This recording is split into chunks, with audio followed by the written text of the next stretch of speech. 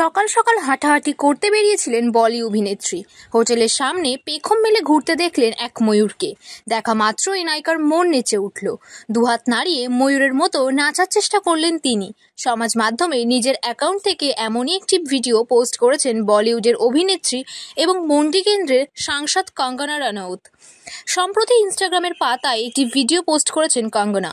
সেই ভিডিওয় দেখা গিয়েছে যে শাড়ি পরে একটি হোটেলের ভেতর ঘোরাঘুরি করছেন তিনি। বলিপাড়ার সূত্রে খবর, সম্প্রতি রাজস্থানের জয়পুরে গিয়েছিলেন কঙ্গনা।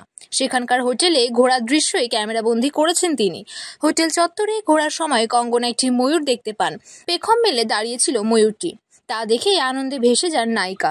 দুহাত ছড়িয়ে ময়ূরের মতো নেচে ওঠেন তিনি। হোটেলের বিভিন্ন জায়গায় দাঁড়িয়ে ছবি তুলতে দেখা যায় অভিনেত্রীকে। এমনকি হোটেল চত্বরে থাকা একটি আম গাছ থেকে তার তলায় দাঁড়িয়েও পড়েন নায়িকা। শাড়ি পরে গাছের তলায় দাঁড়িয়ে লাফ দিতে শুরু করেন তিনি। বহু চেষ্টায় গাছ থেকে একটি আমও পেরে ফেলেন কঙ্গনা। ভিডিওটি পোস্ট করে কুইন ছবির অভিনেত্রী লিখেছেন, বেঁচে থাকার জন্য কেবল একটি জিনিসই প্রয়োজন, তা হলো জীবন। আশা রাখি আমরা শুধু বেঁচে থাকার জন্যই বাঁচব না, জীবনটাকে উপভোগও করব। সমাজ মাধ্যমে অধিকাংশ সময় বিতর্কিত মন্তব্য করার কারণে অভিনেত্রীর ভিডিও ভাইরাল হতে থাকে। এই ধরনের প্রাণোচ্ছল ভিডিওয় কঙ্গনাকে কমই দেখা যায়। তাই নায়িকা তার অ্যাকাউন্ট থেকে পোস্ট করার পর নেটাগরিকদের একাংশ সেই ভিডিওয় ভালোবাসার চিহ্ন এঁকে দিয়েছেন। একজন নেট ব্যবহারকারী আবার লিখেছেন, নায়িকাকে বহুদিন পর এমন ফুরফুরে মেজাজে দেখলাম।